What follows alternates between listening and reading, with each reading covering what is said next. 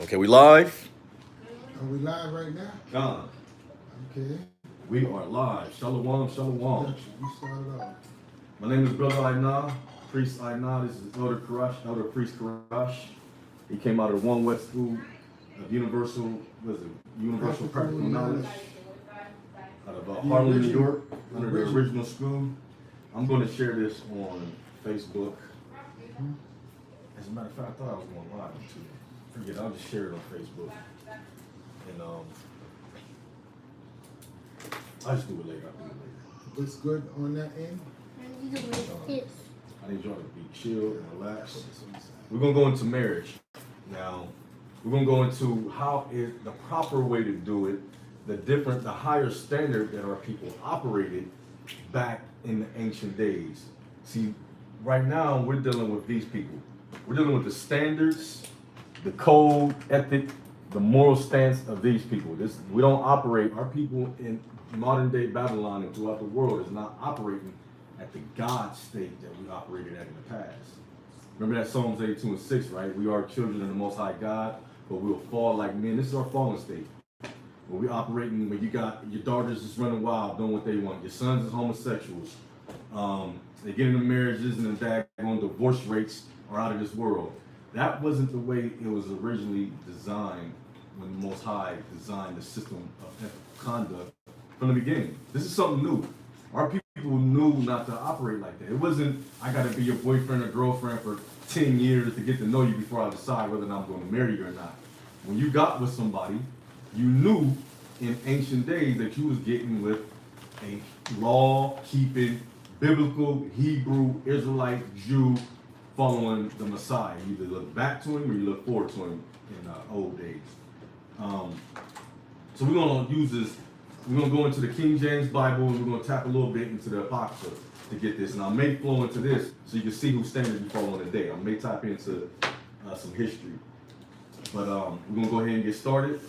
You got something you want to open up with or you want me to just open it off? Yeah, open off. Okay, let me get Deuteronomy 23:17 then, brother. Deuteronomy 23:17.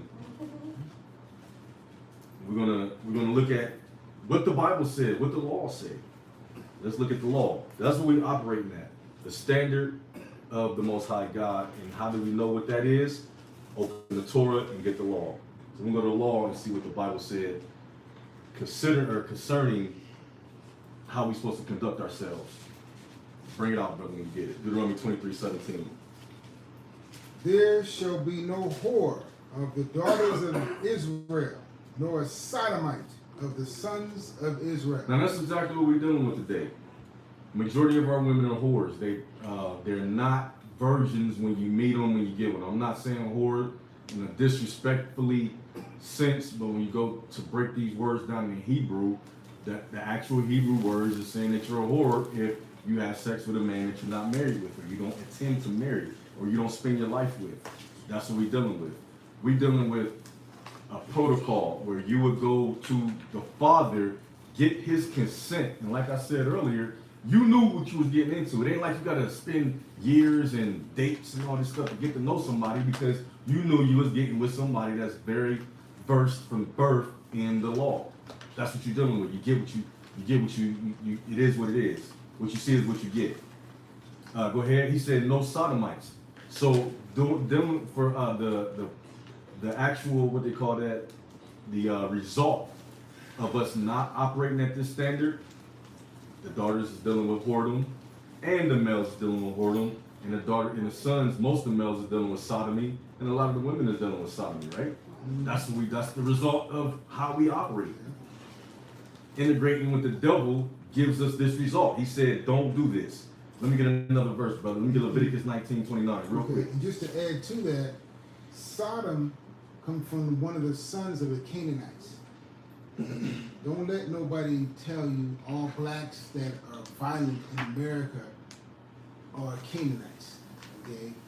Sodomy come from one of the sons of Canaan, and there were many sons of Canaan, and they were all wicked. Let's do Leviticus 17, right?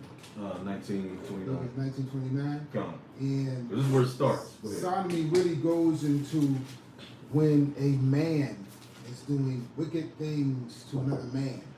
And that's sodomy on one level. But the first level it was on is just the Sodomites in one of the 5 cities of Sodom and Gomorrah, and they were doing everything wicked. Men with little boys, women with women, men with men. It was all sodomy from what the Sodomites were doing.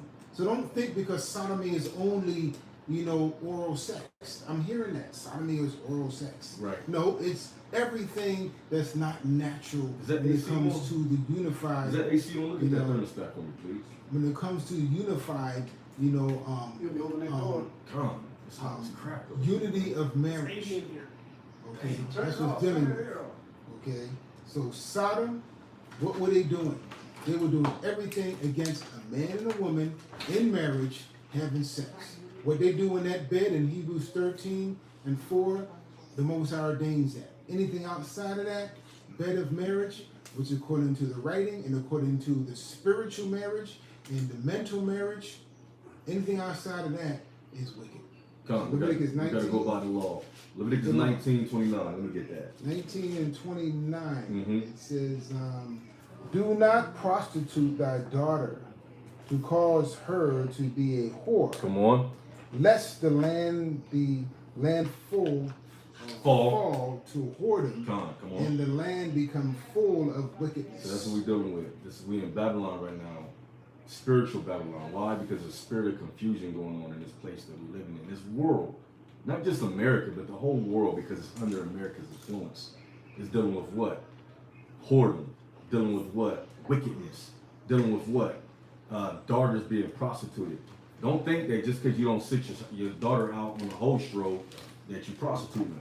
No, the thing is you're not doing your job in raising your daughters up. Come on, scoot over. To be in covenant with the Most High. That's the result. We're dealing with the Willie Lynch syndrome. Put the man at the house. Following Esau's example. Abortions. I want to do me. I want to do this. Instead of us putting the sole emphasis on the way we live our life standards according to the word of the Most High, we go according to what Esau says, right? Well, this ain't good for your career to have children. This ain't good for your career. Go get an abortion. Planned Parenthood. Not planning out parenthood, but planning to murder your babies. That's what we're dealing with. Why? Because we don't have strong Israelite men. Because why? Most of us is dealing with sodomy. Most of our people, not us, I'm not a sodomite, but most of our people are dealing with sodomy. And even if they're not a full-fledged homosexual or even in a closet homosexual, you operate like one when you get in your feelings and be emotional. And then you kill another black man and go to prison over something stupid. That's sodomy in my book, because you've been emotional. Because we're not brought up in these law, statutes, and commandments that tell us to love our brother as we love ourselves. You can't even love your brother because you know your brother is done with folly. He's liable to kill you anyway. That's why it's not just a personal relationship like the church has put on us, but it's a national relationship that we have to establish with the Most High God.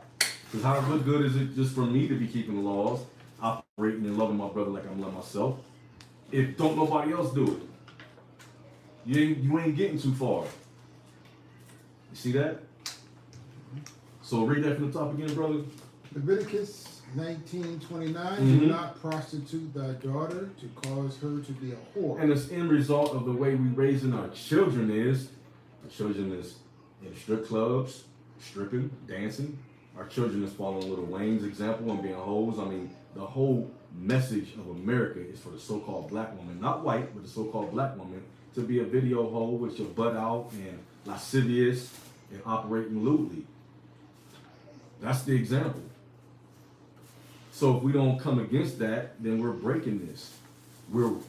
If we got our children locked into BET, learning how to twerk, if we got our children on Facebook, social media, Instagram, or whatever medium you use, got your little 3-year-old on the damn TV on the camera twerking, you raising your daughter up to be a whore, man.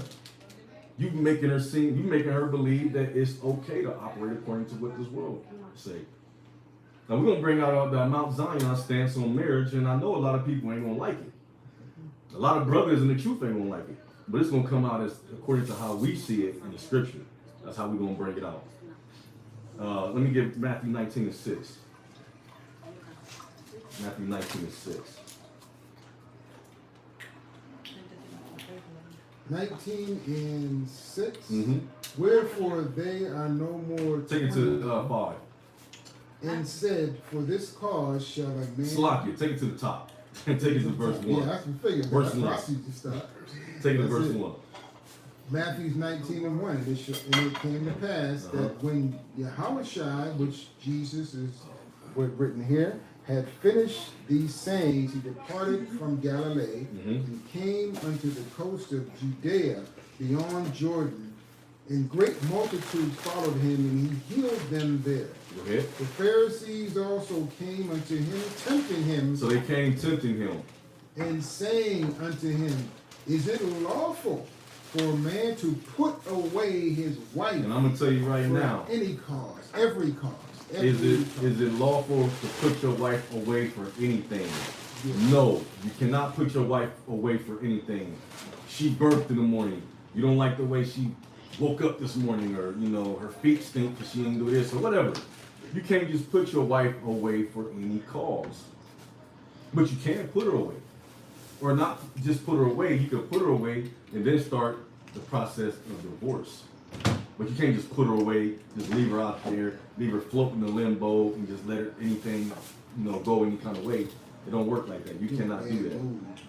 Yeah, because you got a bad mood, you don't like her mouth, or she got an attitude today, or whatever. You can't put your wife away for any cause. Read what Yahushua said. And he answered and said unto them, what did he say? Have ye not read that he which made them at the beginning made them male and female? He said, he that made, now he's going back to the beginning, to the original purpose, design that the Most High set up. His standard, not going below it, but staying at what he wanted. Read. Male and female. Where we at? He done made them from the beginning. Okay. Let me see. He done made them from the beginning. Okay. And said, for this cause shall a man leave his father and mother. So a man becomes a man and leave from his mother and father. He's not under his father's roof. His father is not the Baal of the house anymore. He's the Baal of his house, the leader and the master of his house. But you leave and you create your own house.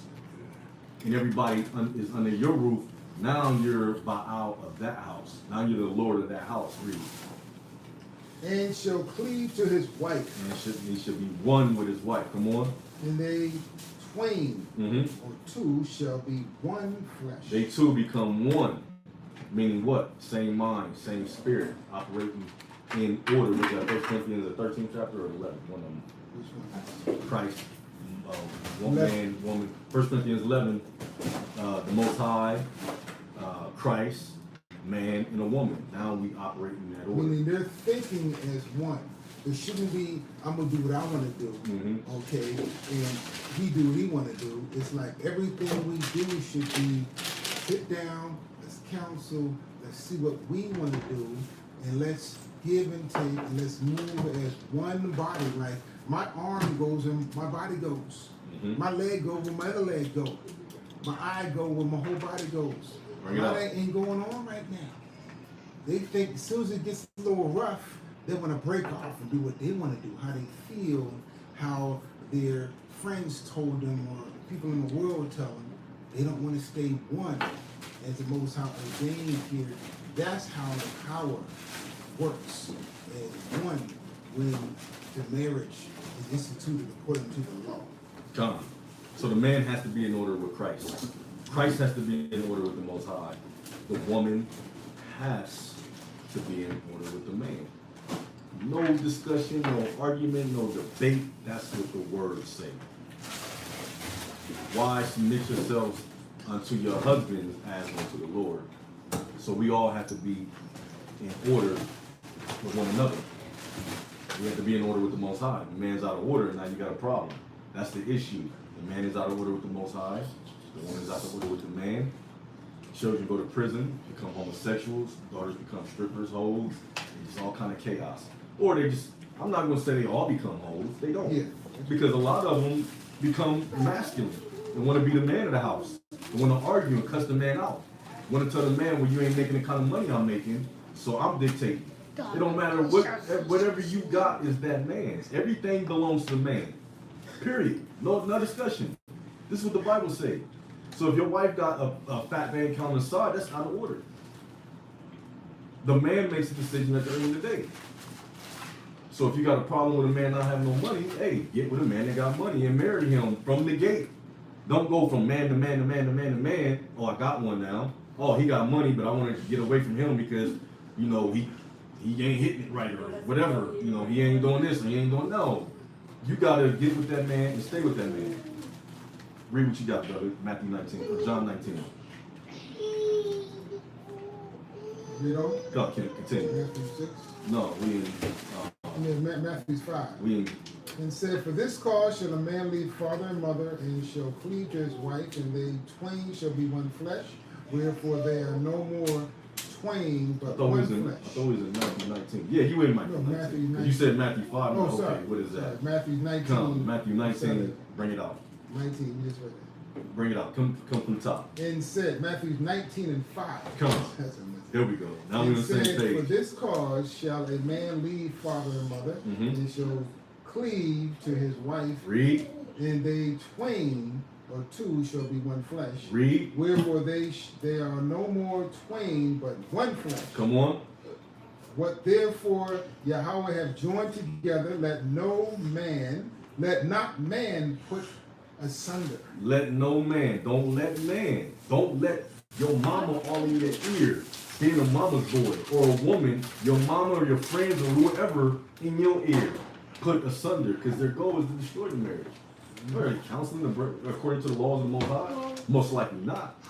If you want to counsel, go into the law and show me how I should be improving my marriage if you want to counsel.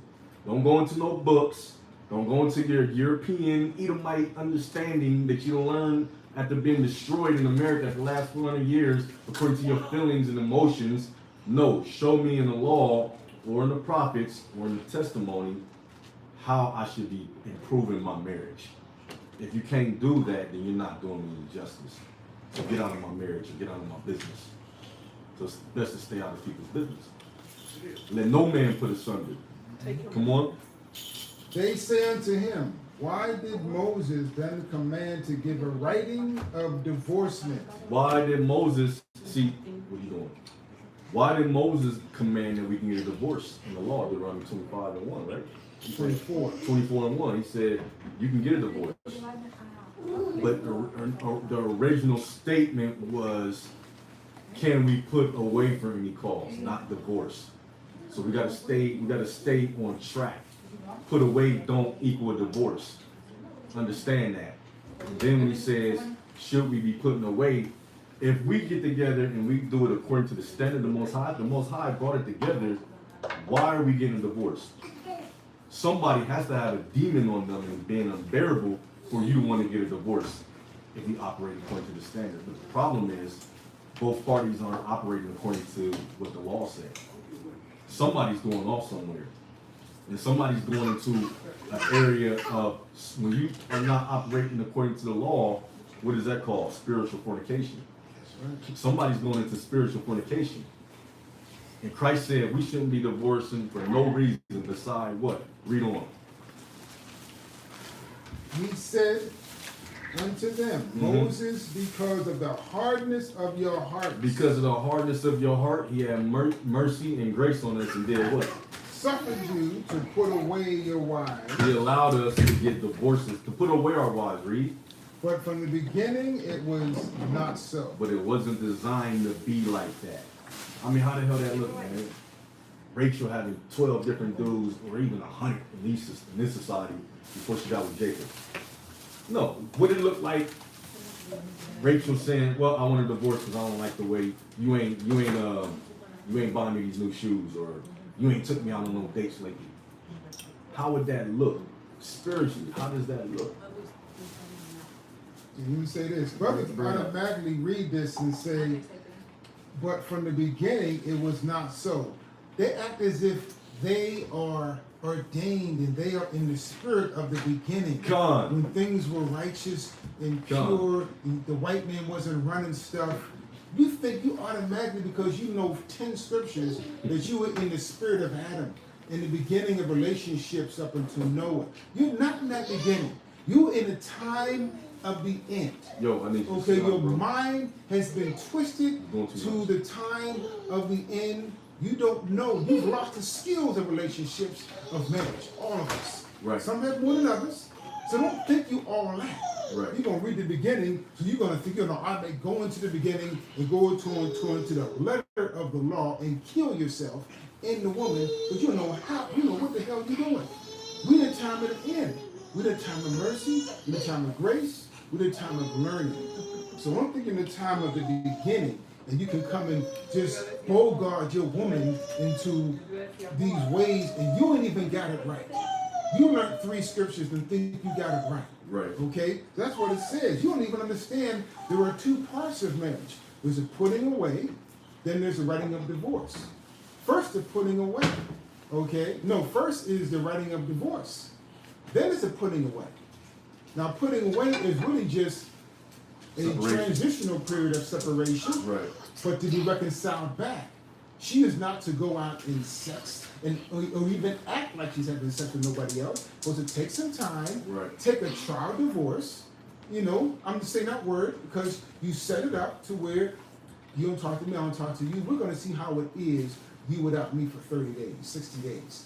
You can take that time. If it gets to that point, this is over time this happens. Then you come back at a certain set date with a mediator, a counselor to come outside the box that y'all locked in and kind of put that in perspective of what y'all went through of not be together for that 30 or 60 or some spiritual number of days you've been apart, you've been put away.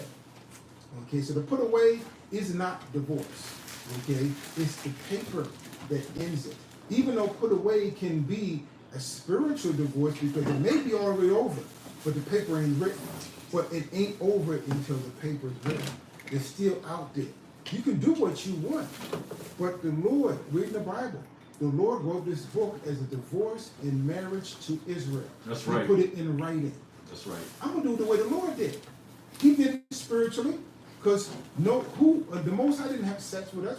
We didn't have sex with Him. But on a spiritual level, when we go against His commandments and we go against and deal with other nations are like other men, okay, or vice versa. And the Most High get mad at that. So the Most High said, put it in writing so that it's done, and so that you must go according to what your obligation was at that point when you wrote it.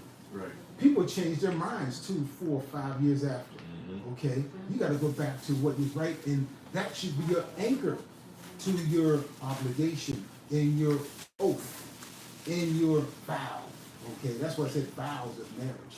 That's why the Most High loosened the vows up, because he knew that we would be fake as hell. Okay, in this system without vows and oath, and He knows He make a vow and oath is death, so He had to lighten it up in the grace. So just say yes or no. Okay, because Most High will have mercy on your yes or no.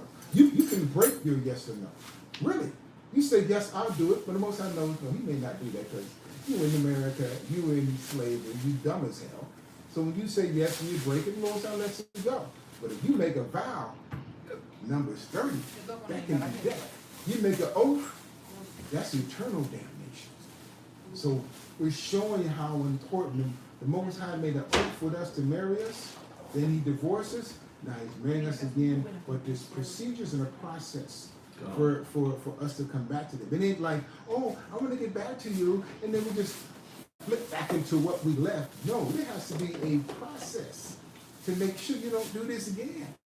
Okay? The Most High is making sure, even amongst Israel, most Israel ain't going to make it because it just ain't serious about the reconciliation.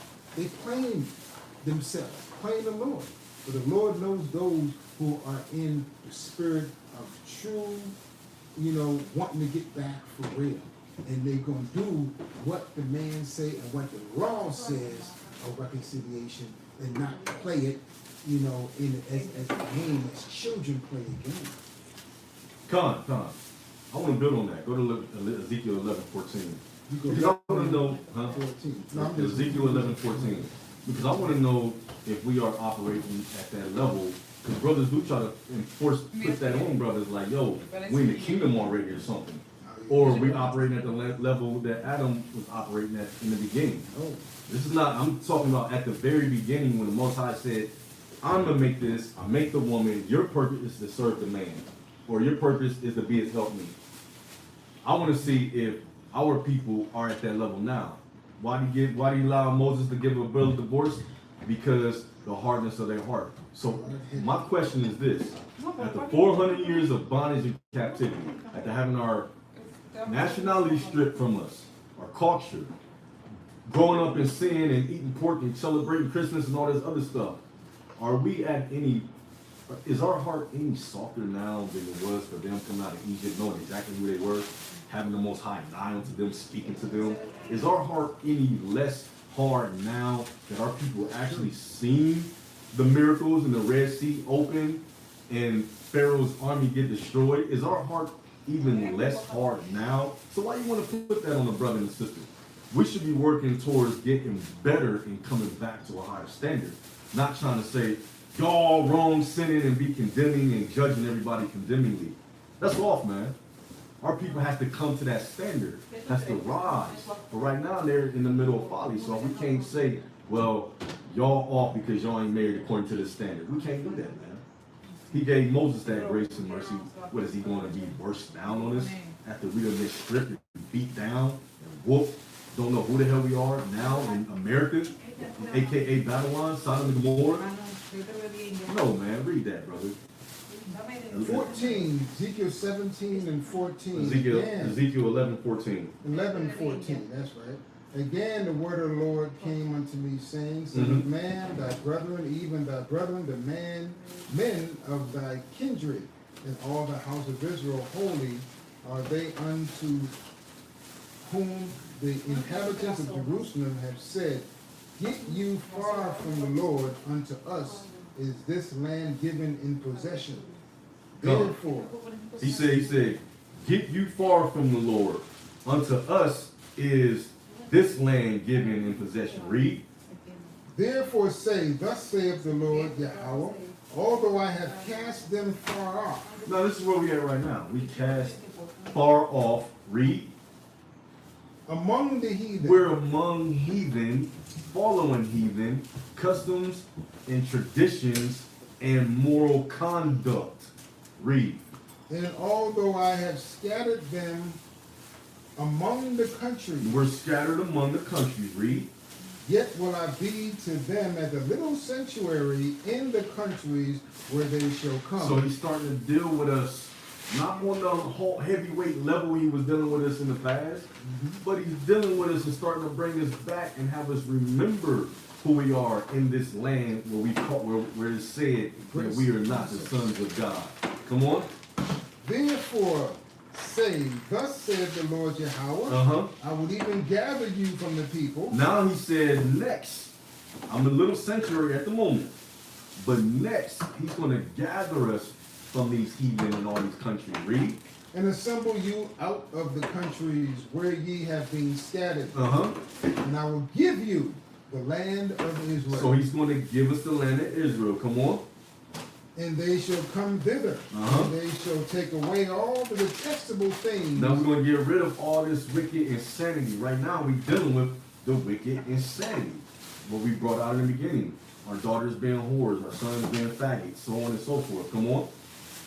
Thereof, and all the abominations thereof from thence. When we read in the law, when it says, don't prostitute your daughters, there shall not be a sodomite nor a whore amongst the daughters of Israel. He said, and when you continue reading, it says, for all this is an abomination to the Most High. So in the future, we're going to cast all that off. Come on. And I will give them one heart. He's going to give us a heart. Read.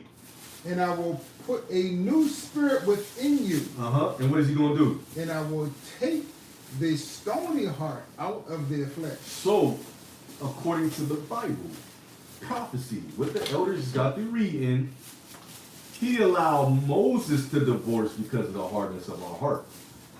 In the Bible, prophecy said when he puts us in the land and remove those detestable things, then he's going to give us a heart flesh and take away what? Our stony heart. So according to the Bible, elder, we still have a hard heart. That's it. So if we still have a hard heart, what he allowed Moses to do in the law still stands.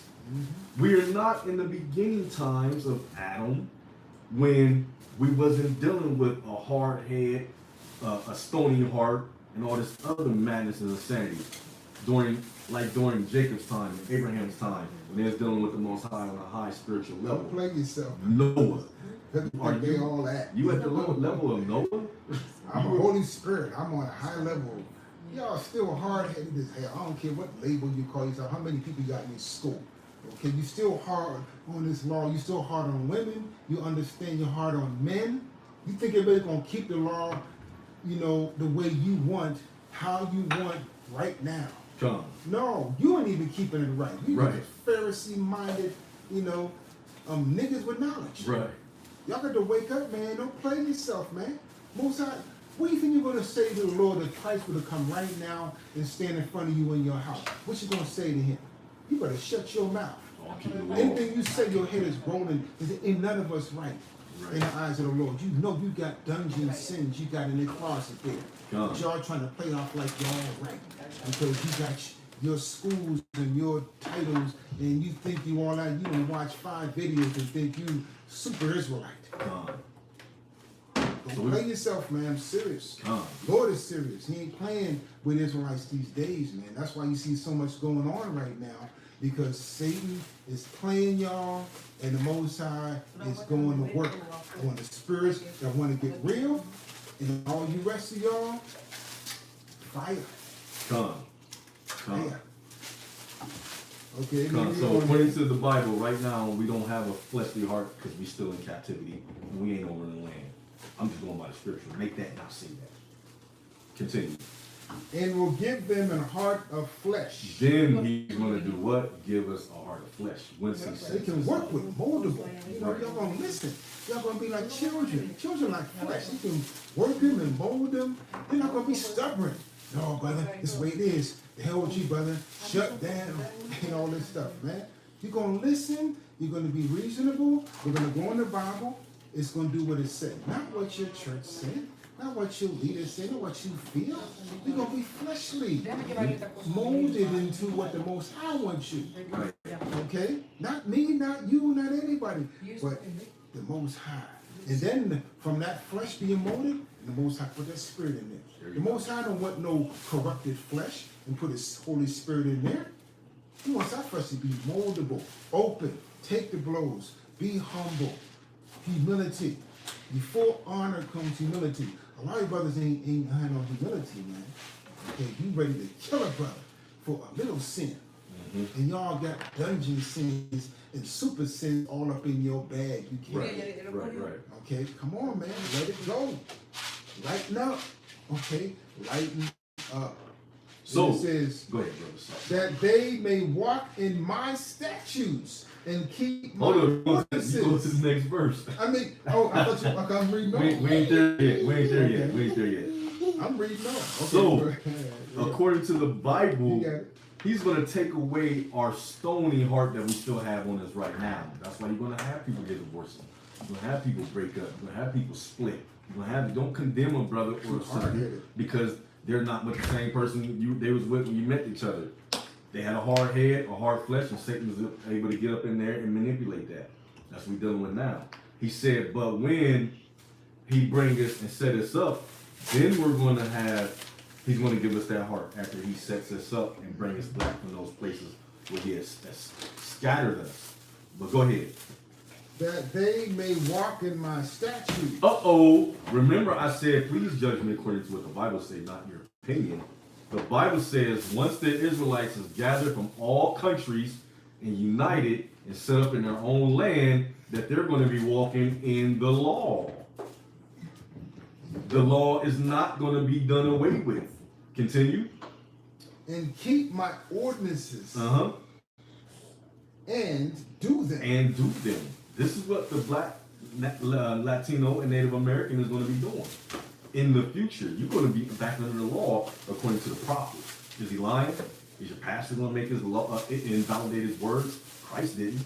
He said not one jot or tittle shall pass in the law or the prophets until every single thing is complete that he said is going to happen.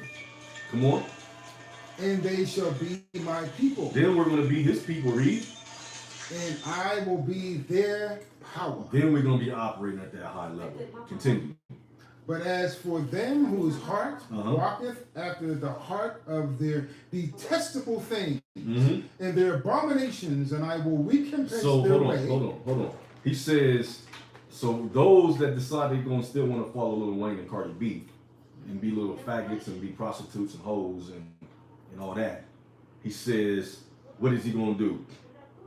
Detestable things and abominations, I So, will so what? recompense. So what Lil Wayne and Cardi B and them is doing is detestable and abomination, which means the Most High looks at it with utter disgust. Why would we want our Creator to look at us with utter disgust?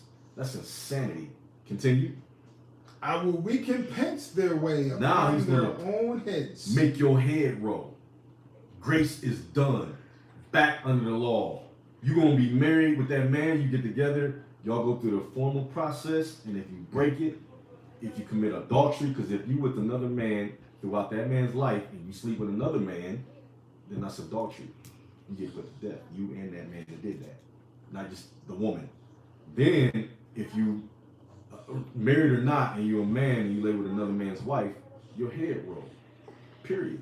If you're homosexual, your head roll. If you're poor, your head roll. Grace is done. Straight up law. Read. Leviticus 20 and 10, just so you Come get on. the scripture. Leviticus 20 and 10. This is Ezekiel 11:22.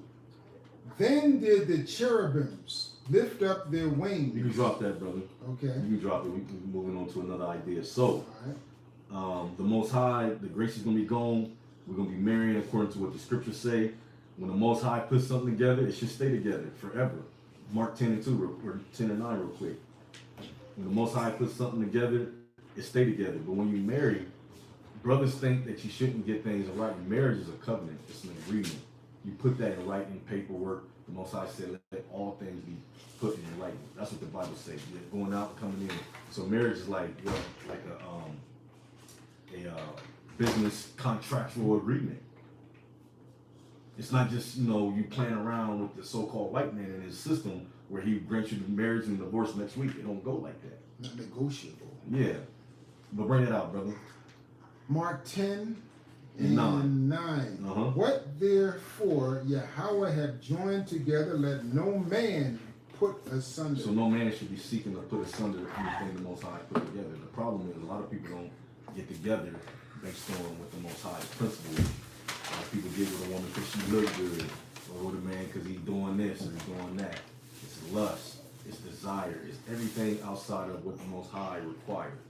So it wasn't the Most High to put together anyway. But what the Most High put together, you want to see the good example of what the Most High put together? Open your Bible and read Genesis, the 25th chapter. I believe it's the 24th chapter. Genesis 24. And you will see that the Most High was all in that when Isaac got with who was it? Rebecca. When Isaac got with Rebecca. And they didn't just get together and have sex. People like to read the last verse said, well, he took her into the tent and he had sex and she was his wife.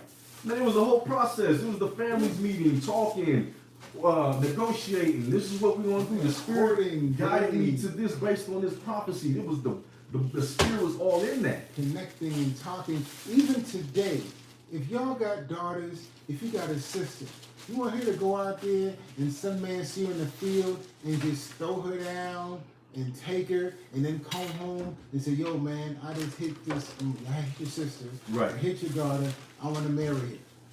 Y'all tell me y'all going for that? That's not what happened. That's whoredom.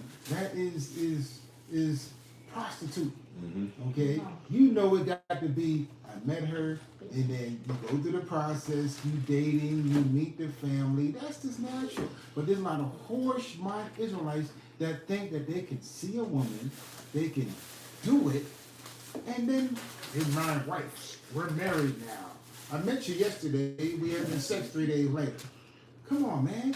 Y'all whoremongers, and y'all wicked as hell, and you sisters, you just weak-minded. Okay, and some of y'all homemongers, And the Most High gonna deal with you, man. You know in your heart that it ain't right to do it in that way. Don't even know the man got a disease, don't know his mother and father, don't even know him. He might be crazy and deranged. She might be, whoever. Then when you catch the disease, you're gonna be sorry. What's the difference between a Don't do prostitute? that so you don't catch the disease. Only difference between you and a prostitute is she getting paid more. That's all. Y'all just sit back giving it up. Oh, I want to marry you now. I met her 3 days ago. Mm-hmm. That is the common sense. That's how real the Bible is. Whether or not wake up and Israelites are guilty of this. God. High Israelites with titles, names, big schools are guilty of breaking this law daily because they're not counseling couples like this. That's why your schools are breaking up. That's why your leaders are being put out there, in the light. That's why Esau's able to come in and infiltrate and break y'all up. Okay, because y'all so big in your britches, the Most High go in there and test you. Oh, you think you that bad? Let me throw something in there. And now, look at y'all. It's a matter of time before y'all big schools, or even little wicked schools, for the Most High bust y'all up, man. Right. Okay? He's gonna bust you up. Because y'all ain't being real, man, with what's real. Okay? I ain't right. Ain't nobody right until Christ come back and make it right. So we gotta deal with the right we can deal with. And these are rights that we can deal with. The Most High give us things that He know are out of our hands. That's what grace is for. But this is in our hands to do. When we meet our spouse and the spouses and deal with them right. This is not even important. That's in your hand. Ain't no grace for that. You go out there and choose to eat pork, that's on you, because that's you being wicked. Okay, there's very less ways on that. You out there seeing a woman, that's on you because you know what's right in your spirit. But y'all want to be players. Y'all want to be pimps with the Bible. Bible pimps. Most High gonna fire. It's coming too. Fire. Come, you got the precepts a lot. Go ahead and bring out. What's that now? That's Sirach 42:7.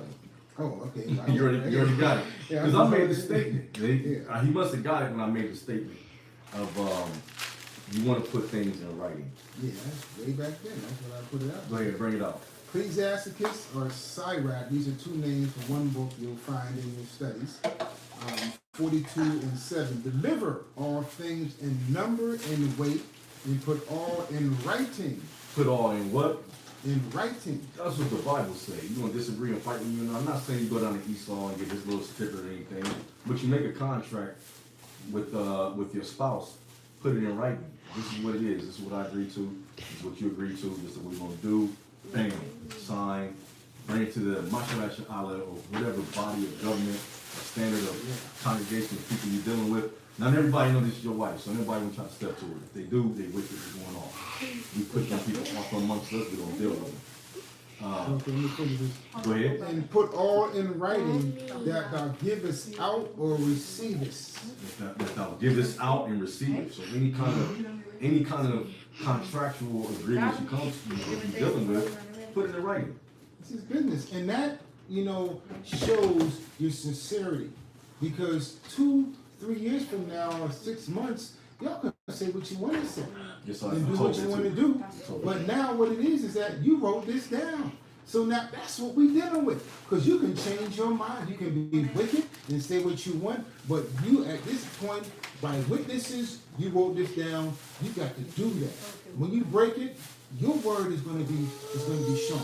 Because you know that you meant this, and you said you would mean this when you wrote this. Is he okay? They're gonna switch up and say different. It can't happen What like happened to him? that. They care about me. Okay? We'll put him on So it happens what the Bible says. Okay? You suffer the children, ain't nothing wrong with that. That's music right there. That's the kingdom of heaven. So don't worry about that. But now we dealing with this. Receive us and give us out. It's a business transaction, spiritual business. I always give an example. I'm gonna give an example. If you go into a man's store, you see an apple, you want it. You start eating it on the way down the aisle. Now you're gonna buy it now, but you're walking down the aisle. You get to the cash register, and the owner is watching you eat the apple. Okay, and then you're gonna pay for it, get your receipt. Is that respectable? You wouldn't do that, okay? The same way you take a woman, you have sex with her, then you walk and you want to say, hey, I got this. Now you want to go and give the father the dowry and say, I want it. No, that ain't the way you do it. Okay? That's disrespectful. You might get killed for doing that. Okay? In the store or with a man's daughter. Okay? Or with your daughter. The thing is, you see apple you like, you take it to the register, you see the owner, you buy it. You get your receipt in writing that you want to obligate yourself, that you're going to treat this apple right. Then you take it. Owner, I have my receipt. I really want this apple. Okay, I'm being serious about this. This comes from my heart. The owner said, go ahead, take it. You paid me my money. Go ahead. But do right by the apple. Okay? And you take the apple and it's yours. Eat it. Make an apple pie. Do what you, apple juice. You're going to do the right thing. And I said it because our minds are so brought down into little pea brains that they can understand. You got to respect that the marriage covenant of Ephesians 5, treat the woman as you treat your own flesh. You're not going to dish your own arm, your leg, your heart. You're going to treat it the way you want. And you women, you got to treat your man the way you want to be treated. You're going to dish them and do what you want because you want to force them. When you do that to yourself, put yourself in their shoes and your man. Be a man for a day and do what you're doing to him and think of you how you would like that to be. And then when the man reacts, then you understand, why he reacted or not reacted the way he reacted. So it's all about the business of spirit, the business of love, the business in the transaction of Yahweh's laws. You can't play with it. It's going to do what it do. You can play what you want. You're going to be dissed by it. It's all about business. Okay? Go ahead, brother. Come. Read Tobit, the 6th chapter and the 7th chapter. Go to Tobit 7. We just going to flow through the story real quick. Tobit 7. Come. And you can start like 6. You can start at 6 to get the context of the story. How the angel told him about the woman to go ahead and he anointed the Tobit to marry the woman, so the Most High was all in it. So Tobit, the first part. You can go to chapter 7. We're gonna read chapter 7 and 1. I see 7. But just to give you the context of the story, the angel went to him and told him, "Be with that woman. You were ordained to be with her. You were anointed to be with this woman." Verse 9 or 7 and 1.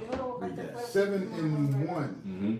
And when they were come to Ecbatane, they came to the house of Ragu. Ragu is the woman that was promised to. No, that's the father. Oh, Salakia. This the father. Go ahead. And Sarah met them. And after they had saluted one another, she brought them into the house. Go ahead. Then said Ragu to Edna, his wife, how like is this young man to Tobit, my cousin? Come on. And Ragu asked them, from whence are ye, brethren? To whom they said, we are the sons of Naphtalium. Come on. Or Naphtali, okay? Which are captives in Nineveh, which is amongst the Assyrians. This goes to the history of the 10 tribes being in Assyria. This is what's going on right now. This is probably Naphtali, one of the 10 tribes of Israel, of the 12, in captivity in Nineveh or Assyria. Then he said to them, do you know Tobit, our kinsman? Go ahead. And they said, we know him. They said, is he in good health? So they're checking his medical to see if this dude is worthy to marry this woman. Right. So we got they want to know something. They want to know about him. Interrogation, fill out the application. You do it for a job, but you don't do it for your spouse, a person that you're going to open yourself up to and put yourself into. You're going to get it in one night and say, that's my wife, I'm married, that's my woman. Stupid as hell and dangerous. Come on. And they said, he is both alive and in good health. And Tobias said, he is my father. Then Ragu leaped up and kissed him and wept. Because he just realized, we family, man. Yeah, I know your father, you know me. Yeah, you sound like a good man for my daughter. Then and blessed him and said unto him, thou art the son of an honest and good Now man. this is what we should be going back to. That's the point. That's the point. This is what we should be going back to. Who am I marrying? Who am I getting with? Oh, you with him? Oh, you done with that? We all good. Enough said. This is when you see the Most High in the middle of the marriage bringing it together. And this is why we should come back to this standard instead of operating according to the standard that we learned from Little Wayne. Go ahead. But when he had heard that Tobit was blind, he was sorrowful and wept. Come on. And likewise Edna his wife and Sarah his daughter wept. Moreover, they entertained them cheerfully. And after that, they had killed a ram of the flock. They set store of meat on the table. Then said Tobias to Raphael, brother Azarias, speak to those things which thou didst talk in the way, and let this business be dispatched. Come on. So he communicated the matter with Raguel, and Raguel said to Tobias, eat and drink and be merry. Eat, drink, and be merry after he explained everything that was going on. Come on. For it is meet that thou shouldest marry my daughter. So yes, you can marry my daughter. You go to the Initiation. father. The father is evaluating whether or not he want to give his daughter away, because at the end of the day, in a righteous kingdom, the way the Most High originally designed it, and where it's going to go back to, is the father. The daughter is not going to be on her own, making life decisions without the father involved. The father's going to say yay or nay. If the father says no, it don't matter what the daughter says, it's no. From the beginning, they did this. Son, this is in the beginning. From the beginning. And this is what Adam did this. this is what we're going to go back to. But come on. I will declare unto thee the truth. Okay? I have given my daughter in marriage to 7 men who died that night.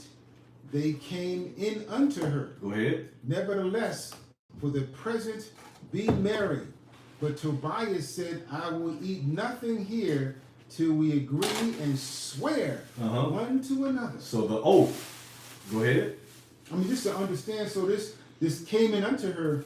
When you read in the story, they didn't have sex with her. Don't mean they just have sex. See, that goes back to Mary and Joseph. Sure. The angel came in unto her. No, he just came in. He didn't come in her as a physical part. The angel came. The men married her, but before they had sex and made her unvirgined, they died. So when they came to Tobias, when she came to Tobias to be married, she was a virgin. Sure. But she had 7 husbands by what? By the written law. You see? Right here. Come on. He said with his words, this is your wife. Well, why do we say we want to put it in? How can we prove this is Isn't it? and the groom? That's the business between them two. But come on. And just to know, if somebody we in hell, maybe the father ain't there, you know what the father is, you should make a point to have someone in your life that's a father figure or a priest or an elder to be a witness. Okay? So there's no excuse. Don't sit there and say, well, there's no father, there's no mother, this and that. No. You got people that you trusted, brought you up, or anybody that can be a witness so that someone knows this happened, so no one can say whatever they want to say. Come. This is real. This is business. You do it with your cars. You do it with your apartments. Right. You do it with your house. You do it with your clothes. But they just think a marriage is just menial. Like so it's nothing. what? Whatever. Right. Okay, and that's just backwards, man. Right. That's backwards. Okay. Exactly. Well, So, first. and if you don't select it, just to build on what you're saying, that's why we should be getting back to the standard that God gave us. So if there is no father, say for instance, we die, have a heart attack, whatever, the oldest son is the one that takes the mantle. That's what the law says.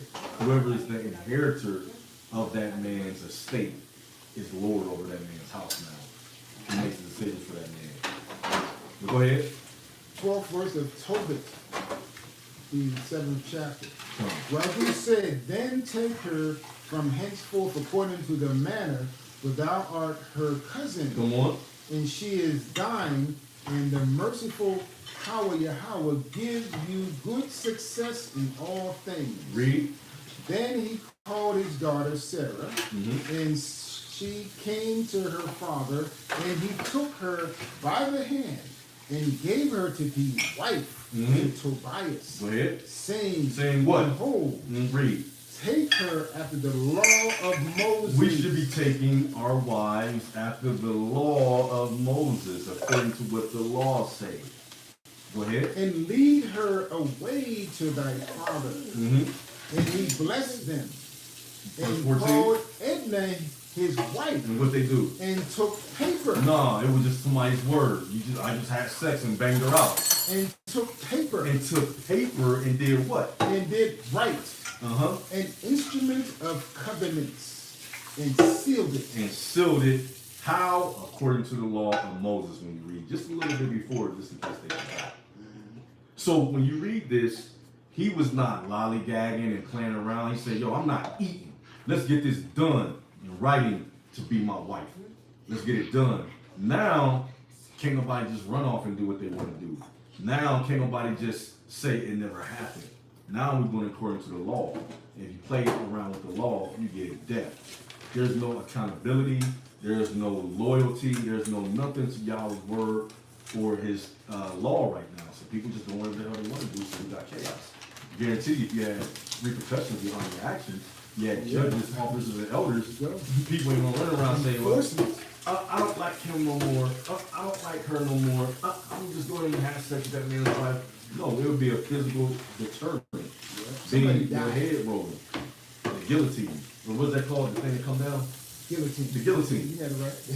Then you got that. Yeah. French guillotine. Come. But the word covenants is here. So they're going back to the covenant the Lord made with Israel. Didn't he write it down? When you read Deuteronomy 28th chapter, that is a marriage and divorce covenant. He said, blessed shall you be when you do as I say, and all these blessings will come upon you. And I shall treat you as my wife, and I'm going to give you all of this. But if you break my covenant, all these curses shall come upon you and overtake you. And he puts all the curses. That chapter is a marriage and divorce covenant that he wrote down. This whole Bible is a marriage and divorce covenant of Israel. So the law of Moses, that's what he meant when he said, I'm going to write it down. Moses wrote it down, didn't he? He said it as an oral tradition. He wrote it in stone. He wrote it in stone. But y'all want to sit back and say, oh, take my word for it. I love you, baby. Come on. Let me hit that. Take my word for it. I love you. You know y'all ain't going for that. Okay? But some of y'all women do. And some brothers go for it. And they got to come up. You got to grow up, man. A lot of y'all have lost the skills of relationships, and a lot of y'all are dealing with relationships from a pimp and a whore stance. Period. That's why they don't last. That's why they bust up. Okay? Satan comes in there, throws it off. And sometimes it's a test to see if you are going to go, because Israel did the same thing to the Most High. The Most High had the same problem in Israel. Crazy woman who put us away, but now if you come back and go according to the law and do what's right, the Most High will take you back and make a new covenant, a new marriage. But most of Israel is not going to bend to righteousness. They want to have fun in sin. They want to have their best life in sin. And not admit that that was your worst life. And come to and build to the best life, which is the life of your husband. Revelations 21:1-3. Your best life is yet to come. Your best life is with Christ. Okay? Period. In Christ. In the man or woman the Most High has given you. There's no best life in Satan's world.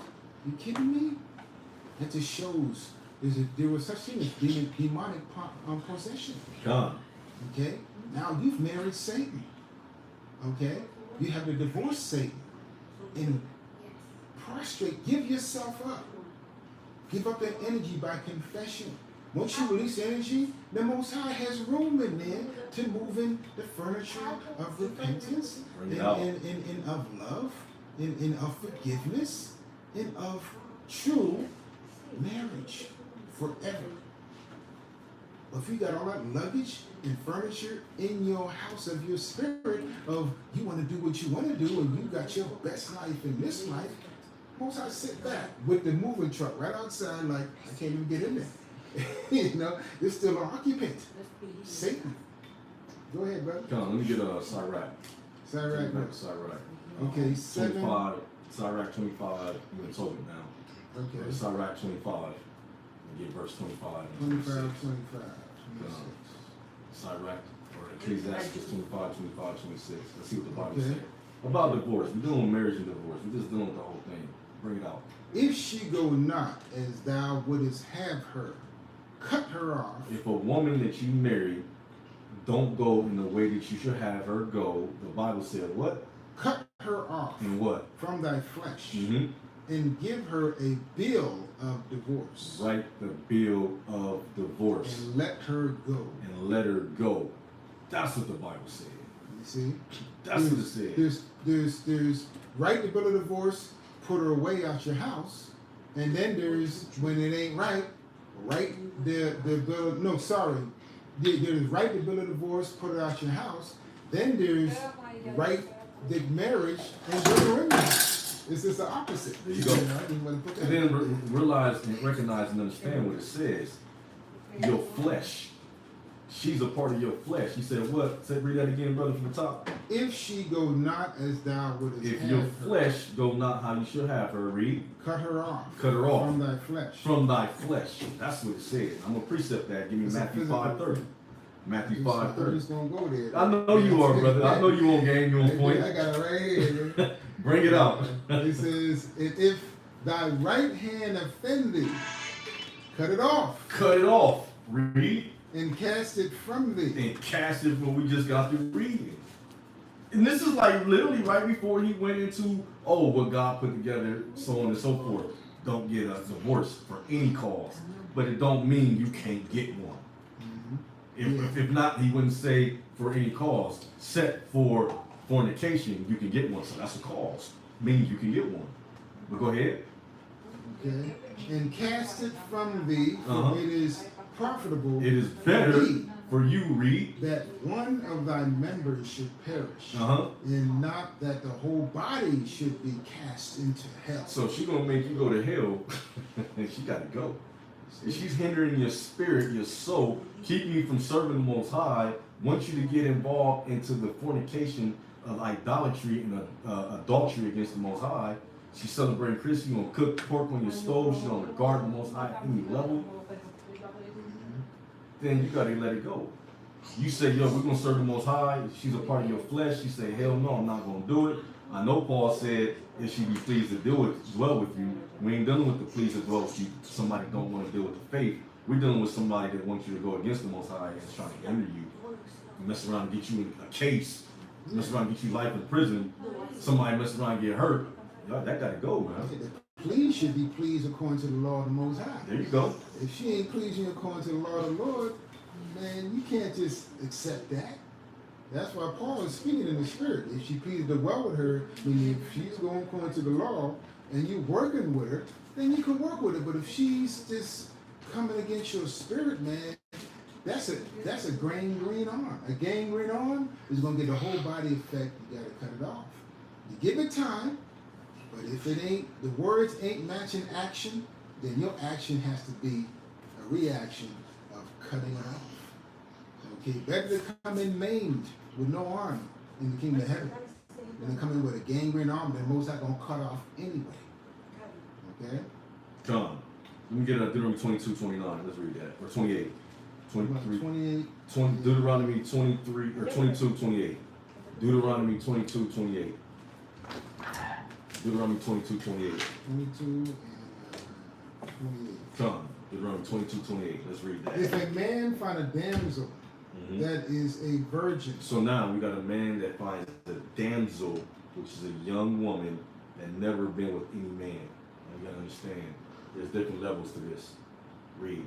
which is not betrothed, That is not betrothed or promised by the father. That's what betrothed means. Promised by the father to be with a man, like we read in Tobit. That marriage wasn't all the way complete. He made the oath. he put it in writing, but it's all the way complete when they consummate the marriage. It's just going together, you know. Gone. But go ahead. And lay hold on her. Lay hold on her, which means he gets her to the side, didn't go to the father, didn't go through the process, like, yeah, baby, what Negroes is doing in the world today, spitting game, not grab her, just beat her up and start raping her. No, the law said you get put to death for that, so we ain't gonna squeeze that in there, it don't go. Yeah. He rapped that rap, he got a little high, put a little something in the drink. She shouldn't be in that situation anyway. So they, you know, it's gonna tell you they both wrong. But he's saying he seduced her, talked to her, come on baby, and she liking him, and then they, you know, I mean, you know what happens when you get a woman in your house and you start talking, you drink a little bit, man, don't put yourself in it because you're gonna fall for it, man. Probably before you got in the house, you probably was like, no, no, no.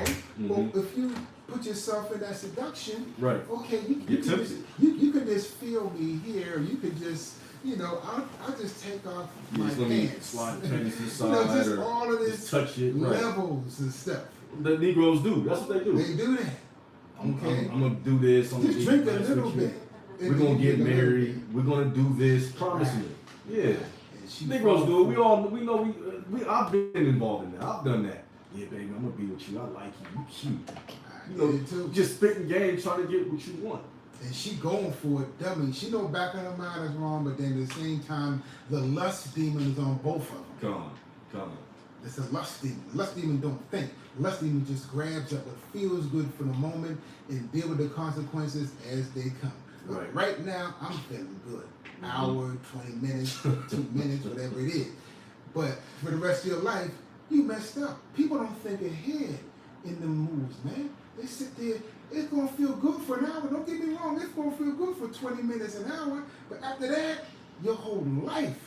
And in your everlasting life, in the Spirit of the Most High know what you did, you're gonna be damned. You're gonna regret them 20 minutes. You're gonna regret them 2 minutes. Okay? You will. I guarantee you. Put it in writing. Or it says this. Come, read. And lie with her, And lie and with they, both, they be found. Okay? Then the man that lay with her shall give unto the daughter's father 50 shekels of silver. You gotta give the 50 shekels of silver. Come on. And she shall be his wife. And she shall be his wife. Because he had humbled her. So this is Okay. different than going through the process. Go ahead. And she was liking him too. Okay? And he may not put her away all the days, all his days. So they went around the process. They didn't go through it straight to the father. So you gotta be with that woman. It ain't no, I don't like her. I'm gonna put her away for this or for that or whatever. Make that work. This is the situation in the Bible where the Most High said, give that father 50 shekels of silver and be with her for the rest of your That's life. about $500. I did the count. More or less. Almost, more or less $500. I'm just saying a Give or round take. out number. But this is also, I use this as a love at first sight. There is such thing as love at first sight. You can love somebody at first sight, but then there's a process.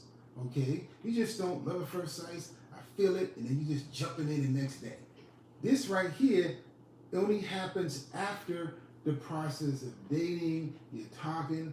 Then it says, if you do happen to love her that much, and it's 3-5 months go by, y'all happen to have sex, both of y'all gotta say, look, if we do this, we're gonna get married, right? You love me, right? Boom, boom. And then they do it. If they're gonna do it, then be prepared to go to the father and pay it. Don't do it like, and then you want to be secret and keep doing it and don't want to pay the father and keep hitting it and then telling the father, yeah, I'm gonna marry her, man, I'm gonna marry him, but y'all keep having sex. No, once you get able to do it, you got to marry her because the Most High is watching. People think the Lord ain't watching. They think they're doing stuff secret and we just gonna just have sex but not obligate themselves and commit to the business of the marriage, because when you marry a woman, the sex is a personal marriage. But when you marry her, you're bringing together, you're marrying two families. The wedding is to celebrate that. So now you got an in-law, you have all these families, you have to bring that in. So you can't just have sex and keep it secret for months, and y'all sexing with all this, but you're telling the father, oh, we just dating, and I haven't hit it yet. You know, the father's thinking that, you know, everything's cool. She's a virgin, and you know, he's thinking the honor of it, but you already hit that. Then all of a sudden, what happens? Here comes the baby. What happens?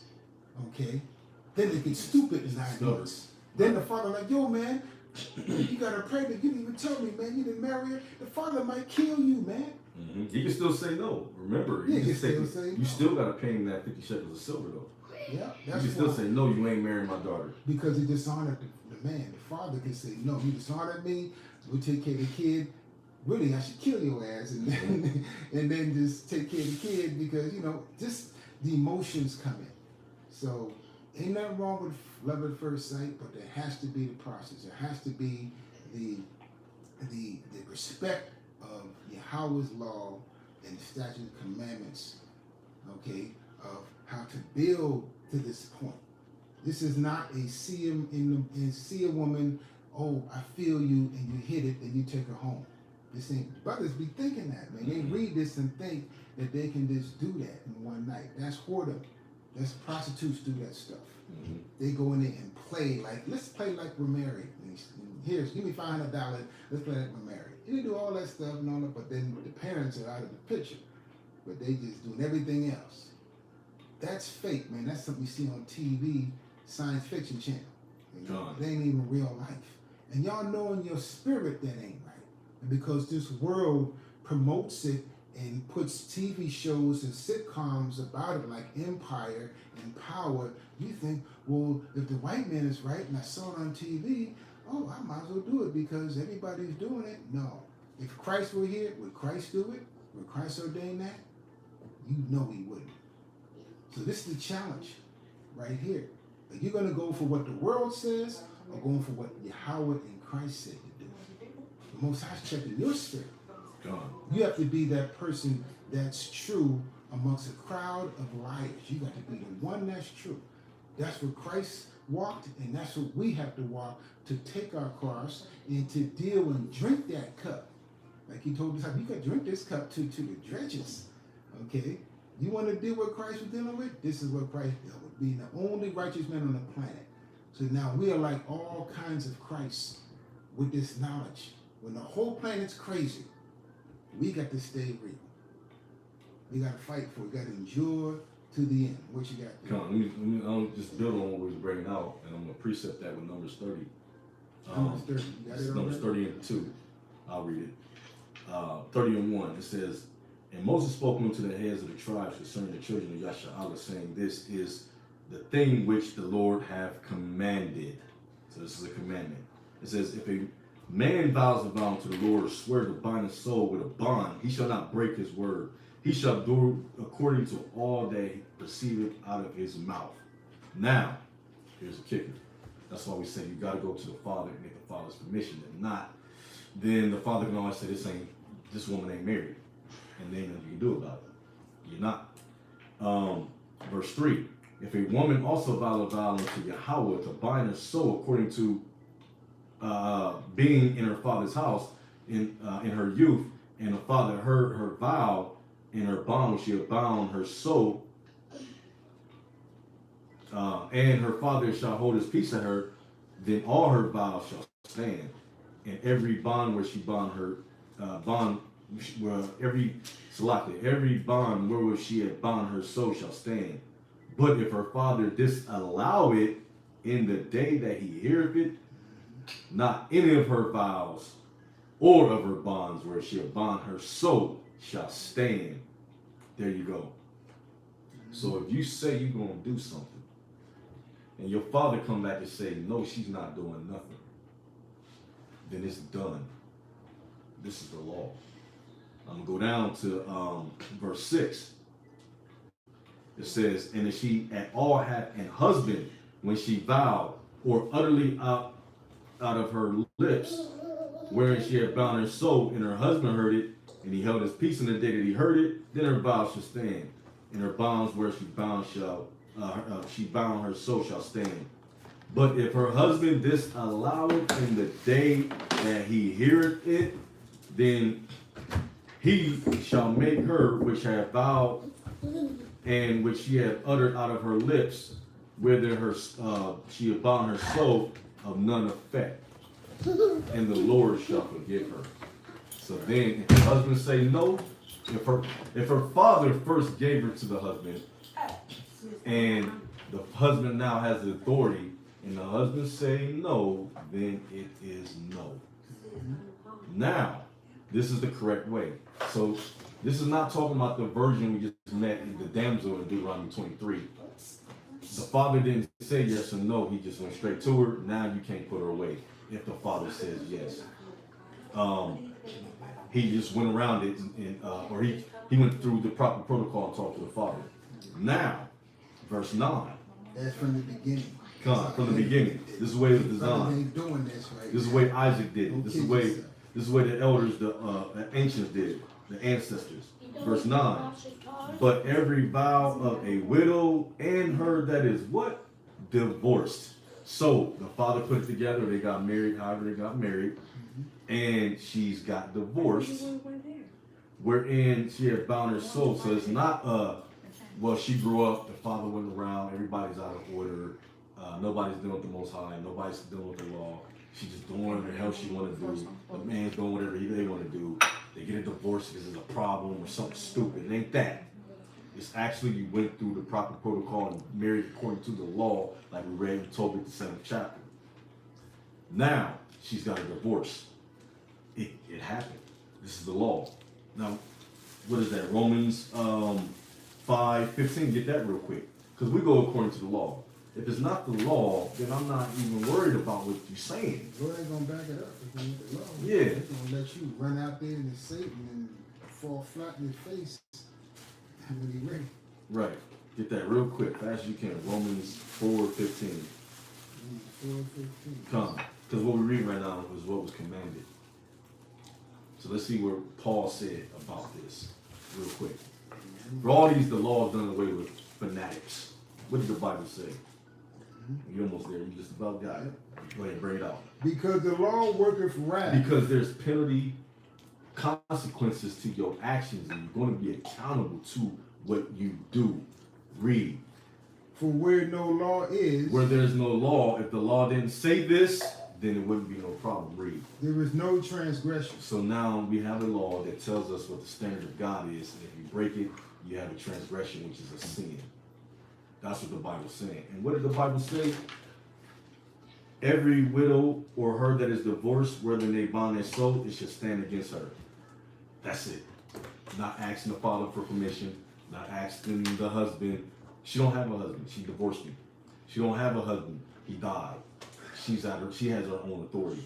But what brothers want to do is they want to take that and put it on the sister, and then try to game and manipulate the sister to say yes and to sign paperwork and do a vow. No, that stuff don't stand. Not over here, man.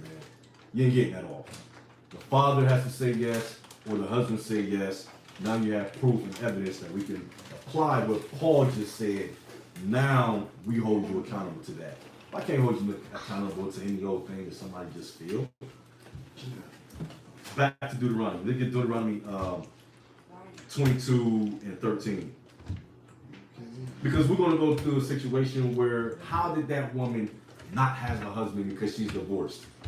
What did they do? See, we had orders, or we had elders, we had judges, we had structure officers in place, which we should be going back under, which is what we have established with the Mashareh Sha'ala. Officers and elders and judges, men that oversee matters.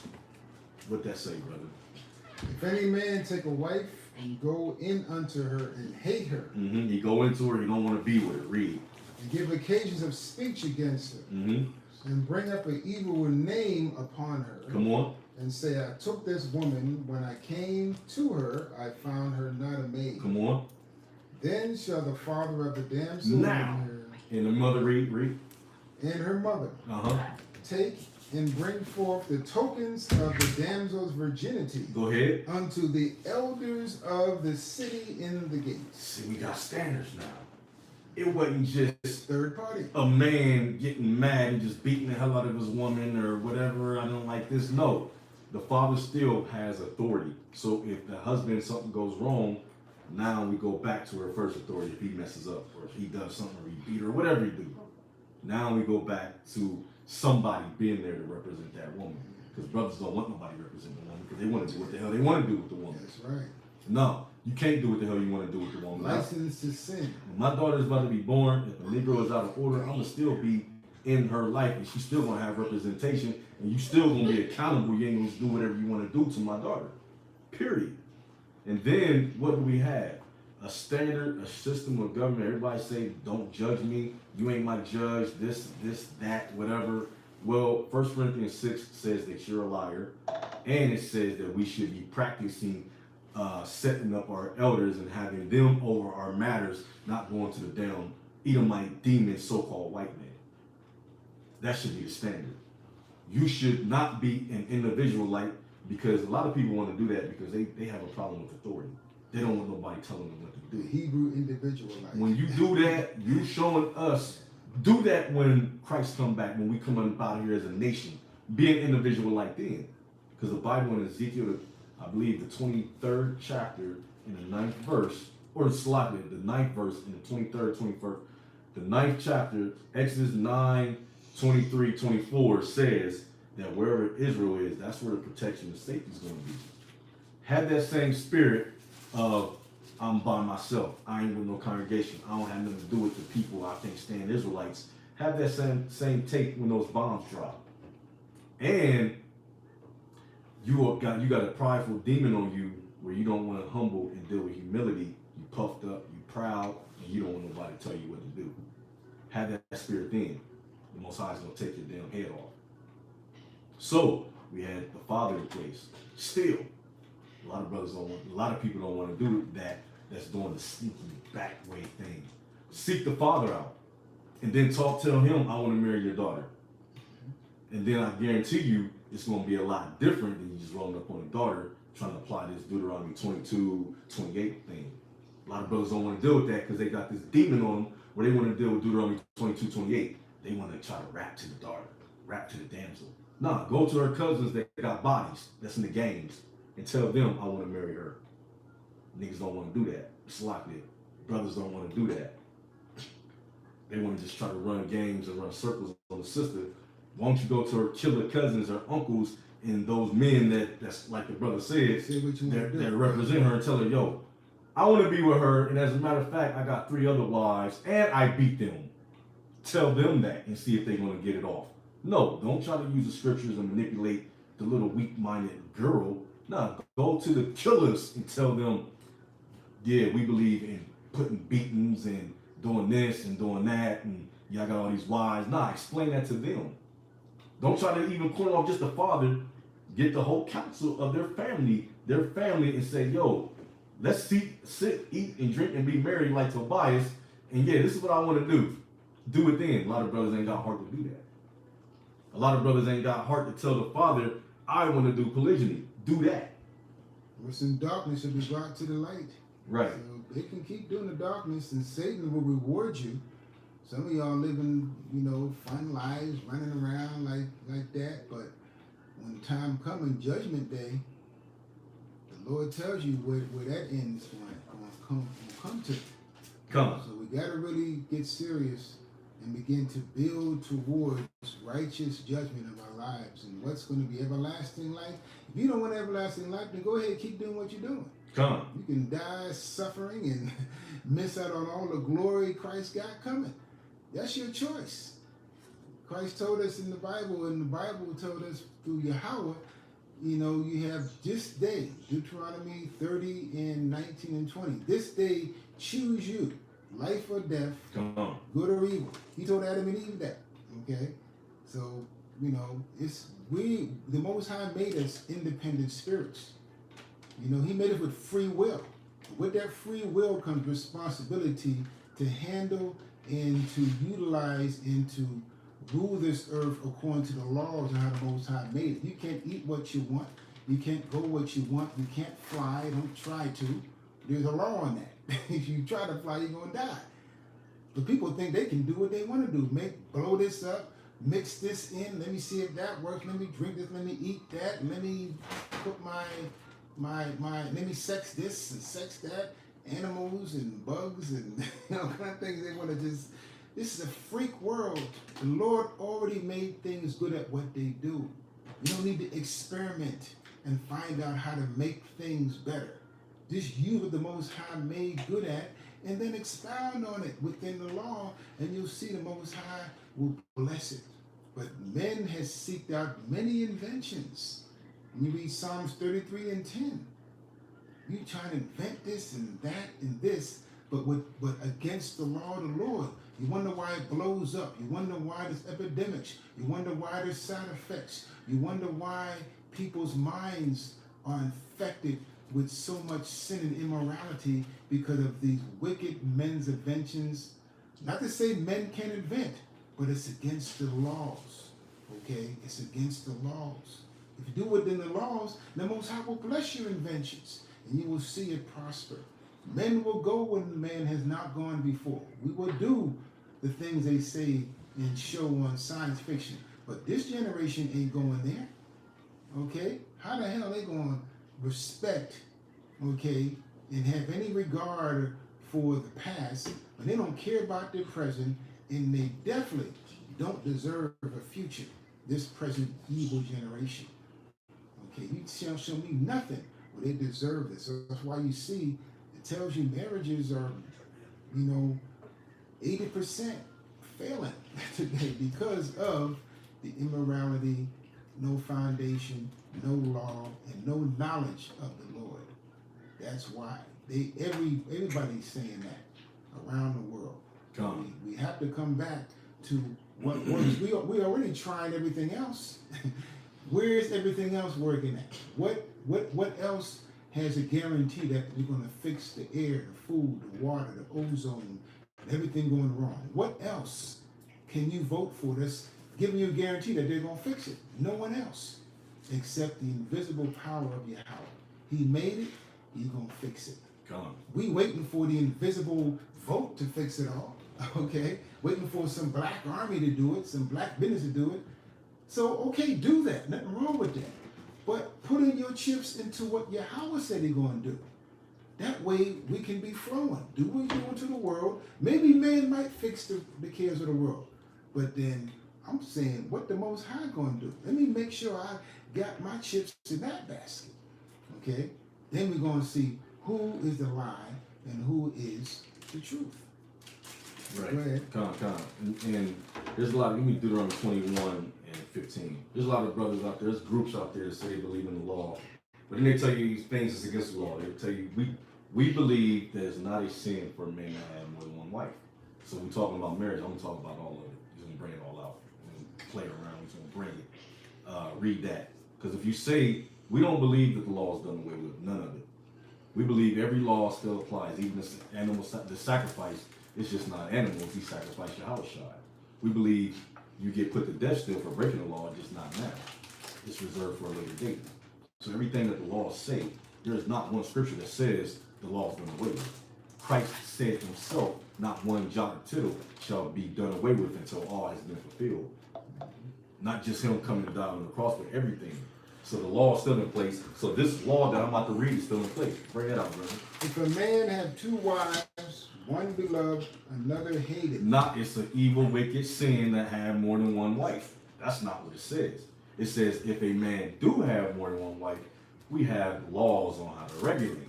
Not it's evil and wicked and don't do it. It's lustful. It's lusting for a man's wife or committing sinful fornication in your mind, all that madness that you learn from your religions and your pastors. Read it again. What it say? And then if a man have two wives and one beloved, another hated. That's what it says. Yeah. If you got one that you love and another that you got a problem with, you can read on your own. This is the protocol. And you wonder how this happened. I mean, if you take a wife, obviously loved each other at some point in the beginning. So obviously she flipped on you. Where you hate this chick. She just ain't going in the way that she should have her. It happens. We know that. So it don't mean he went with her and hated her and I'm gonna make you my wife because I hate you. He loved her at first, but now she doing something, and you went through the process and reconciliation. You're trying to work it, but she's still doing stuff that's making you hate her. Okay, this is reality. The Lord, this is the book, man. I ain't gonna read this in the Quran, the Book of the Dead, and your Celestine scrolls and the white man's constitution. We're gonna read this in the book written by this black man named King James. In this, so if y'all don't know, the Negroes in America and the natives throughout the Americas, North, Central, and South, are the 12 lost tribes of Israel. The white man is not the Jew. A black man wrote this book. Black men wrote this book by the spirit and inspiration of a black God named Yahweh and his son Yahushua. Y'all gonna get that in your head. You ain't got to believe it. Just watch it happen. What you got there? No, I think I want Deuteronomy. Where we at? Deuteronomy 21. 21 is 15. 15. Let me see. Where's that one? I can't remember where it's at. I'll go. It says, if a man take on another wife. I can't remember where that's at. Is it Exodus? Oh, we take another wife. Yeah. This is the same one. I think. Exodus. It's not chapter verse 10. Get verse 10. Yeah, Exodus 21. No, it's Salakia. Yeah, it's 21. It's Deuteronomy 21. So And we're probably the same chapter. No, it's the same chapter. Exodus 21:10. That's where that one's at. You got it? Yeah, we'll get that. Exodus 21:10. I think that's it. That's the other one. Is it Exodus 21:10? I thought it was Deuteronomy, but it might Yeah, not. there's one Deuteronomy just read that, but then there's always Exodus 21:10, if I'm not mistaken. That's it. Bring it out. If he take him another wife, So now you got one wife, and not just only been with one wife, or not, it's adultery if you get another wife, like you learn in this hell society under Christianity church with the Romans. If he takes on another wife, read her food, her food. Now this is talking about a heathen, let alone somebody from our nation. You know they're gonna get the best treatment. Go ahead. her raiment, Her raiment, which is her clothing, read. and her duty of marriage, And her duty of marriage, which is like the sexual relation part of the marriage. Read. shall he not diminish. So his first wife, if he takes on another wife, whatever he has going on with the first wife, he can't diminish it to get to the second wife. This is another one brothers don't want to apply. You know what a lot of brothers want to do? They want to agree with the woman instead of with the father, with the woman. Okay, when we get together, this is what I want to do. We're only going to have sex once a month. Why? Because he's trying to accommodate for the other woman he got. Yeah. How you going to do that, man? If you call all them women out, be able to take them on. Don't have them running around with no clothes or no food. You got to take care of that. That's the law. That's what we read out of, right? The law. If you can't afford it, then don't do it. If you can't afford it, don't do it. And I want to go back to Matthew 5 real quick because a lot of people think that you sinning. This is the thing. You can't not sin because you sin in your mind. You think of sin. You lust. Why you have to lust? Why you gotta look at another man's wife and undress her and have sex with her in your mind? That's the sin. Because these people like to say, the churches like to say, well, it's impossible not to sin. Let's read what it really said. Read that. Matthew 5. 5 and I believe, what was it, around 30? Oh, Go up like 2 chapters. Go up like 28. 2 verses like 28. 5:28. What does that say? oh yeah, 28. You're right. But if I say unto you, that whosoever looketh on a woman to lust after her. Now, as a matter of fact, go up another verse. 2 verses where it says, it's been said not to commit adultery. 27. 27, Ye have heard that it was said by them of old time, Mm-hmm. thou shalt not commit adultery. This is the law. Don't commit adultery. But I say unto you that whosoever looketh on a woman to lust after her hath committed adultery with her already in his heart. So this is what it is. Stony hearts. Right Why there. would you look at your brother's heart or wife and start having sex with her in your mind? Yes, that's wicked and that's evil, but it's also something you can prevent doing. You have to look at somebody's wife and say, "Ooh, I want to hit that." I mean, what the hell is wrong with people, man? And pursuing it. Yeah, and pursuing it. You know, and trying to make it manifest. And the problem is, you might not have actually committed the fornication with her, but given the right circumstance, you would have done it, and that's the problem.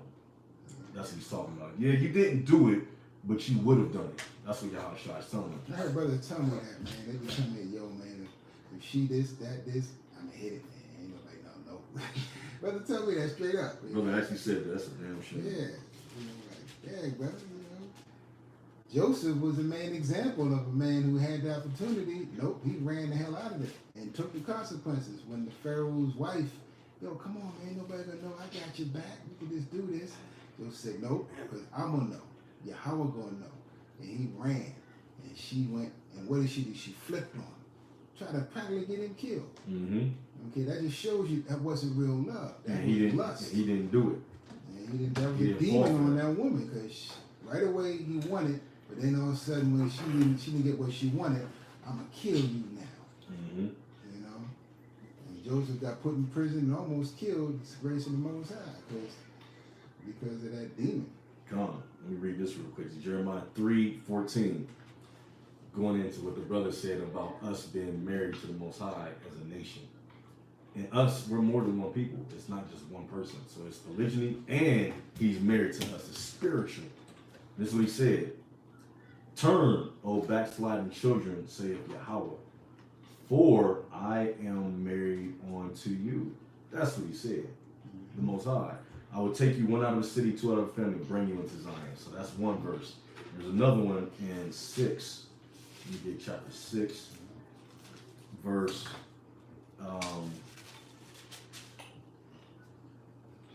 2. I have likened the daughter of Zion as a comely and delicate woman. So these are the principles, all the principles that the Most High say about marriage and divorce. He laid it out according to how he maneuvers and acts as a husband.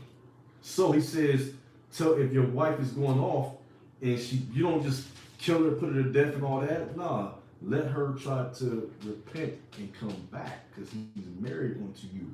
You backsliding daughter. So that's going into physical fornication that our people is dealing with. And he likened us onto a comely woman. Let me get Revelations 21 real quick. 21 and 12. Now let's see how many wives the Most High got. If he's a monogamous, 21 and 12. or if it's off and wicked and evil for a man to have more than one woman. 21 and 12? Or 2? Yeah, give me That's my husband. Exodus 20, or Salaki. What I say? 21 Revelations and 12. 21. Bring that out. Okay. That's about the walls, 12 tribes of Israel. You mean 21 and 2. Husband and wife. Husband What does that say? for a bride. Yeah, read that. That's the one. Because 12 talk about the And gates. then get that 12 after you read that. Because we just read he married to who? Israel, right? Yeah. And then he likened Israel on the what? A comely woman. Read that. And I, John, saw the holy city, New Jerusalem, coming down from Yahweh out of heaven, prepared as a bride adorned for her husband. So we're going to return and be a bride to our husband, Yahweh God Almighty, God of Israel. And how many people is that bride consist of? Verse 12. Okay. And the key word is prepared. We just don't jump into it one night. God. You got to prepare, man. You got to deal with it. You got to, courting, dating. You ain't got to say it. You just know that's natural. You do that. And had a great wall and high and 12 gates, and at the 12 and the 12 angels and names written thereon, which are the names of the 12 tribes of the children of Israel. Oh, so he got 12. That's if you don't And get 12 wives. And then he breaks it down Good even in that Jeremiah 6, I believe, where he says the daughter of Judah and the daughter of Israel. Yeah, they're 2 women. Two women. Break it down like that. So you can break it down like I that. want to go one here, Ezekiel 16 and 32. Bring that out, brother. But as a wife that committeth adultery, That's dope. which taketh strangers instead of her husband. Mm-hmm. This is talking about the nation of Israel. When Moses took down the nation of Israel, he can pay that like a wife that committeth adultery, but taking strangers instead of her husband. So Lord, it's all in the Bible. So the same way we order our lives according to how the Most High married Israel, with the covenants and the writing and all the things we spoke about in the beginning, the same way you order it. If it's if it comes to adultery. Both of them are writing. We read in Deuteronomy 24, 1-4, you put the writing and you put her out of your house. Then it has to be a complete. So that's a process that happens. Okay, it can't be just one day process. Okay, same way with marriage. You get the writing and you bring her into your house. Any father that has a daughter is not going to give his daughter to a man that ain't got a house.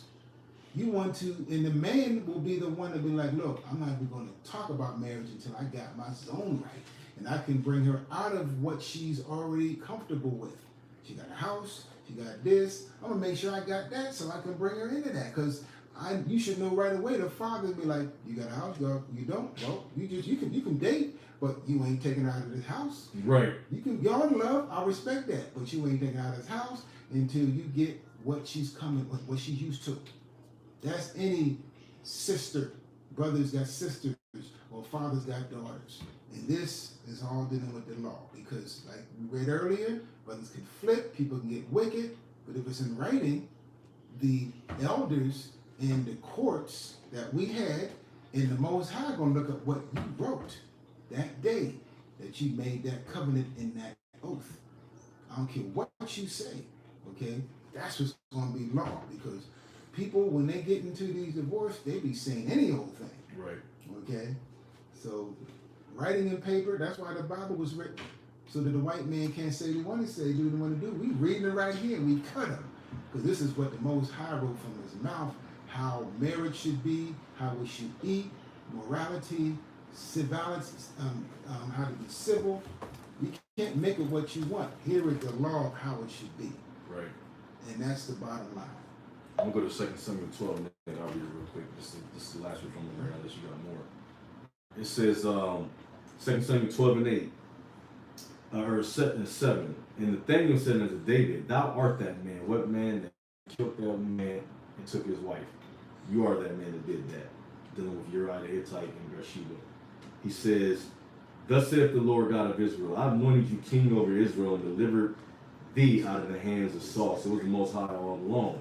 And I gave thee thy master's house and thy master's wives, plural, into thy bosom. So now, we have a problem now. I can't go against what the Bible said. You don't catch me doing it. The Most High God said he is the one that gave this man wives, plural.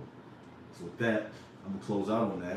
I'm going to roll with that. I'm not going to speak against that. I'm not going to come against the Most High on no level. I'm going to say not the law, nor no jot or tittle is removed from this. And if you do, if you say that, then you disagree with Christ. You're dealing with the spirit of Antichrist. One more to close out with that. This is the law of Moses, going to Tobit 7, 13, and 14, about writing the instrument of covenants. If we're going to go straight to one of the laws on it, okay, it's Exodus 22 and 16. John. It says 22 and 16. It's the law of Moses on writing the marriage. We know that the spiritual and the spiritual and the emotional marriage must be established, and that is real. But the writing is just so you have a guarantee, okay, of this man continues in that spiritual, because people can flip in this world on the spiritual and what they say and what that rap is. This is a guarantee, like you buy a car. You can shake hands, but are you going to get a car and shake hands and ride off that? No. What you going to do? You want some guarantee No. that this motor working, that this car, because you have cars that been in floods, then they clean it out and they sell it to you. You want to buy that car? It's been wrecked up. Wrecked up. Frame is twisted. And they put a new frame on it, but the inside, the chassis is messed up. You gonna shake hands and roll out? Same way with a woman. The Most High is very clear. And brothers got to be more mature with that. Exodus 22 and 16 says, if a man entice, when you rapping 2 days, 5 days, 5 months, okay, 5 years, you entice a maid, meaning a young woman, a maid, that is not betrothed. So this is one that can be a virgin or she can be not betrothed. Okay? Or not betrothed means endowed, promise, engaged. Y'all going out, you're married. I mean, not married, but you're going together. It's the same thing. Okay. No, this is no. We read Deuteronomy. Yeah. Oh, you read This is Exodus. Okay, come It's bring one it that up. goes Bring with it up. it, but it's a different word. It says, Bring it out. Bring it out. Yeah, come. and if a man entice a maid that is not betrothed, meaning not married, and lie with her, he shall surely endow her to be his wife. Now let's look at the word endow, so you can get some words to color your understanding, and then we're going to close it here. What does endow mean? Give or bequeath in income or property, a person or institution. See that? Dowry, income. Then it's, or it could be a horse, a cow. Sometimes they're not virgins, so you ain't got to pay the $500. But if she's been married, but you marry her again, it could be a horse, a cow, whatever the father agrees on. That's in the scriptures too. And then it says, endow means fund, pay, money, give money towards, provide capital, subsidize, support financially. This is an endow. Okay, provide with a quality of life, ability or asset. Provide, supply, furnish. Okay, equipped, invest, give, present, favor, bless, grace, award, gift, bestow, enrich. All this is what, if you're going to take this woman, you may have love at first sight. Ain't nothing wrong with that. I believe in that. That happens. You better make sure this the woman you want to be with the rest of your life. You can only make that promise if you know who she is, if you take the time, like you do with a car or a house.